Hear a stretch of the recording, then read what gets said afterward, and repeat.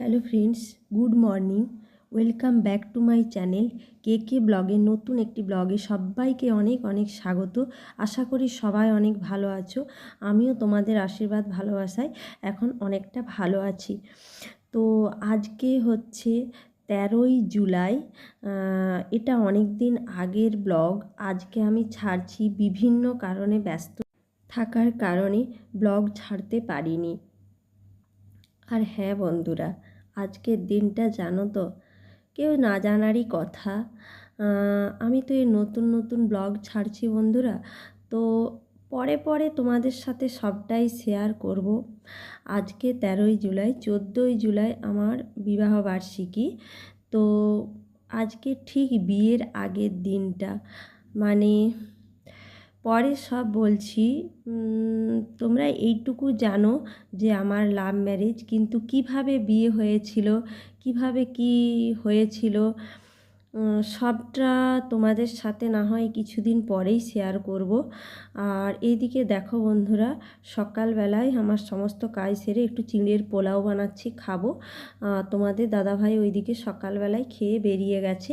ও সকালবেলায় shake take খায় কিংবা শরবত এইসব খায়। তো যেটা বলছিলাম বন্ধুরা, যে আমার বিয়ের আগের দিন, আজকের দিনটা মানে মনের ভেতরে এক আর বাইরে আরেক, মানে জীবনের মানে চড়াই উতরাই একটা দিন ছিল। মানে বলে বোঝাবার মতো নয়। ভেতরে এক, ভেতরে কষ্টে ভরা। আর মানে ঠিক আগের বছর এমন দিনটা, আর বাইরে হাসি খুশি। মানে কি অবস্থায় মানে ছিলাম এই দিনটাতে বলে বোঝাতে পারবো না বন্ধুরা। হ্যাঁ, তো যদি হ্যাঁ, কালকে 14ই জুলাই আমার অ্যানিভার্সারি, ফার্স্ট অ্যানিভার্সারি, কিন্তু বা অ্যানিভার্সারির ব্লগটা আমি 1-2 দিন পরে শেয়ার করব। কিছু কারণবশত শেয়ার করতে পারবো না। তো বললাম যে মানে বিয়ের আগের দিন বলে বোঝাবার মতো নয়, বাড়িতে ছিলাম। না হয় থাক, কিছুদিন পরেই তোমরাকে বলবো বন্ধুরা সব কিছু। তো এদিকে দেখো বন্ধুরা, আমার চিঁড়ার পোলাওটা হয়ে এসেছে। আর তোমাদের দাদাভাইকে আমি ফোন করে বলছি যে আজকে একটু তাড়াতাড়ি আসবে, কিছু বাজারে টুকিটাকি কেনাকাটা করতে যাব। আর অ্যানিভার্সারির স্পেশাল ব্লগ তো আসবেই, যদিও বা আমাদের গরিবের অ্যানিভার্সারি, তাও সামর্থ্যের মধ্যে যেটুকু সম্ভব সেটুকুই করেছি সব কিছু।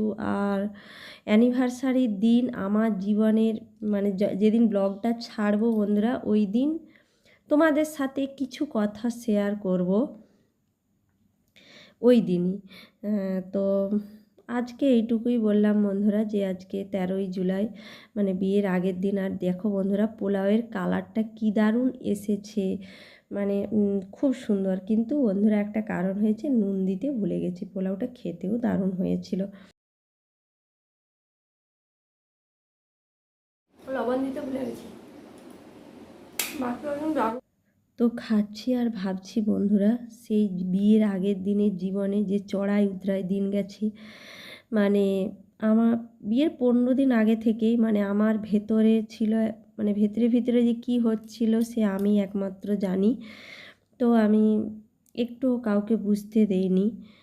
আসলে বন্ধুরা মানে কি বলবো, ছোট থেকে কাউকে ঠকাতে শিখিনি বন্ধুরা। তো তা হয়, ঠিক আছে, তোমরা মানে মুখ মনে হচ্ছে ভেতর থেকে সব কিছু বলি, কিন্তু বলছি না, পরে বলবো তোমাদের সাথে। তো এদিকে দেখো বন্ধুরা, আমার জামা কাপড়টা মানে আজকে ভিডিও এডিট করছি বন্ধুরা, কিন্তু আমার মনটা ভীষণই খারাপ। যে আসলে হয় না, কিছু কিছু ডিসিশান এক সময় এমন জায়গায় পৌঁছায় যে সেটা মানে দেওয়ালে পিঠ ঠেকে যাওয়ার মতো, তখন সেই ডিসিশানটা ফাইনালিভাবে নিতেই হয়। আর এইদিকে দেখো বন্ধুরা, আমার খাওয়া দাওয়া হয়ে গেছে, জামা কাপড়গুলো কেচে নিচ্ছি তাড়াহুড়ো করে। আজকে অনেক কাজ কাজ করছি আর ভাবছি সেই আগের দিনটার কথা, আজকে আগের দিনটার কথা। কালকে বিয়ে হয়েছিল আমাদের।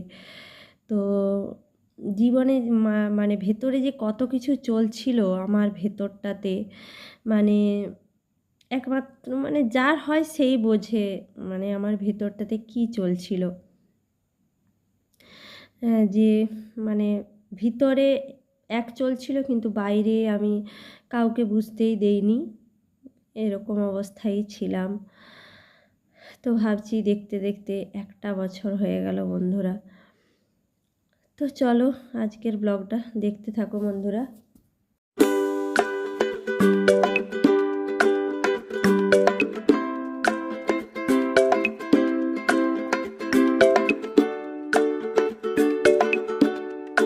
স্নান করে আমি চলে আসছি, আর এসে এই যে বিপদদারিণী ঠাকুরের টিপ নিয়েছি, আর এই যে হাতে একটা গুড়ি পরেছি। আমি পুজো দেইনি এবছর, কেননা কালকে একটা জায়গাতে পুজো দিতে যাব, আশা করছি তোমরা বুঝতে পারছো। তো ওর জন্য আজকে আর পুজো দেইনি, মঙ্গলবার দিন ভাবছি একটু মায়ের পুজো দেব। তো আর স্নান করে এসে এই যে একটাই ড্রেস পরলাম, কারণ সকালে উঠে আমি আগে ড্রেস চেঞ্জ করি সকালে উঠে, ওর জন্য এই একই ড্রেস পরে আছি স্নান করে।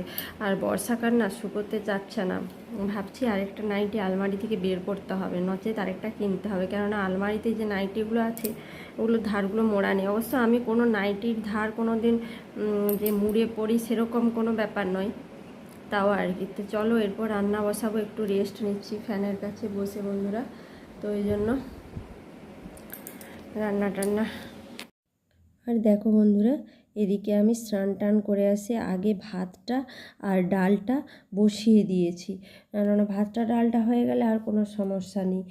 আর এদিকে তারপরে আমি একটু বাঁধাকপির তরকারি করব। আর ভিডিওর ক্যামেরাটা যে কেন এরকম আসছে বুঝতে পারছি না, অনেকবারই এরকম হচ্ছে।